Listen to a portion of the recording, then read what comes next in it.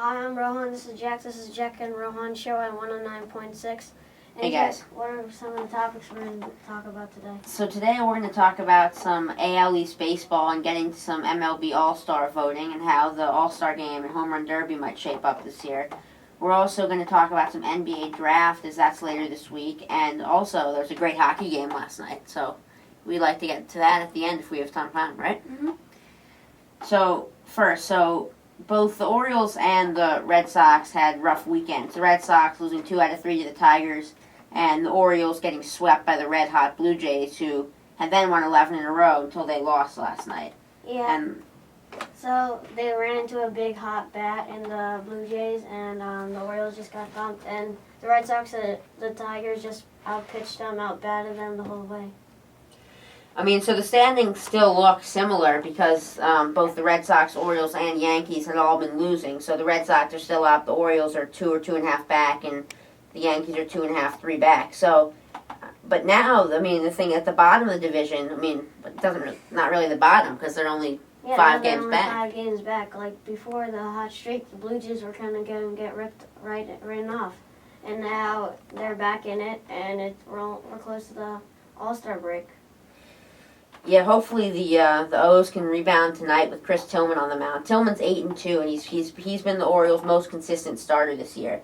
However, Cleveland tonight on the hill, they've got Justin Masterson, who has 9 wins, so it's going to be tough. Yeah, also for the Red Sox, they'll play the Rockies tonight. Probably a winnable game for the Red Sox, but you never know what could happen. They have Ryan Dempster on the mound today, and yeah. I mean, I think, especially in a team that's trying to get back on track. I know the Red Sox aren't necessarily on as bad of a losing skid as the Orioles, but it's good. It's always good to have a veteran guy on the mound who knows what to do, knows how to come back, like Ryan Dempster. Yeah, they both had some. They started out really good in the season. Now they just hit a rock in the wall.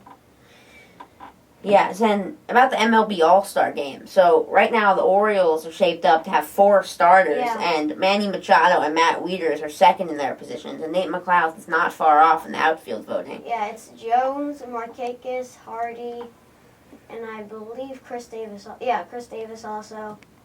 So you could see 4 Orioles go, and you didn't even start about the bullpen either, or the pitching staff, but I'm not sure if they'll go.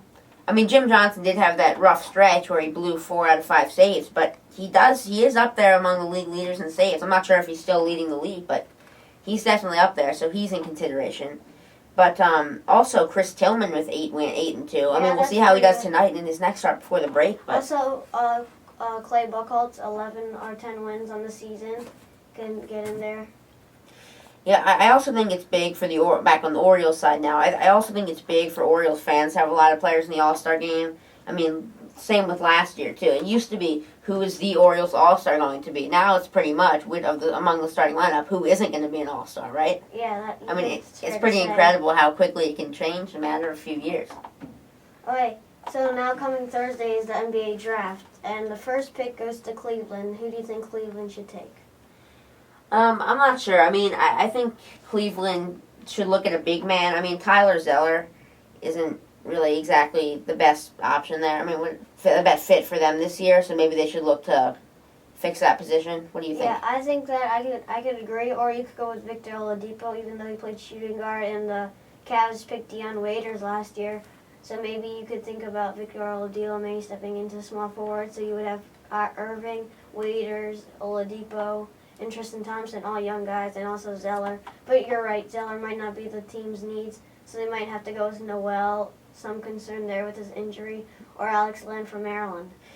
I mean, I think putting team needs aside here in the draft order, I think Victor Oladipo, among those top group of players, is the most ready for the NBA in terms of both size, skills, and what we saw he can do in college. I think he's the most ready. Yeah, Magic Johnson compared him to Dwayne Wade. Yeah, a very similar player. Yeah, he likes to attack the baskets, still works on his jumpers, and if he gets that, then he could, be a very good pro. I mean, just the question is that who the Cavs are going to go with? And then there's this crazy talk. Yeah, that the Wizards will trade their pick for Luol Deng. Oh, really? Yeah. Wow, okay. I mean, that sounds pretty strange to me. I mean, if you're the Wizards, you still need to rebuild. I'd keep that pick up there. But what I was going to say, it's crazy, is the fact that Alex Len might go number 1. I watched him a lot in college as I'm a Terps fan. He played for the Terps, and he's just not big enough and strong enough. You put him up against a Roy Hibbert, I mean, he's got no chance. Even against Chris Bosch, who I rag on for often being too weak. Chris Bosch, my friend likes to say, is a cardboard cutout in the paint. So, but I think Alex Len should have stayed another year in college. Well, he should have, I think. But Alex Len has his moments, like in the Duke game when Maryland upset him. It's just when, like, if he wants to be a good player, he can always be. But does he have, like, the ability all the time? Yeah, he's been inconsistent. All right, that's all the time we have, folks. We got to wrap it up now. Rohan, any last words?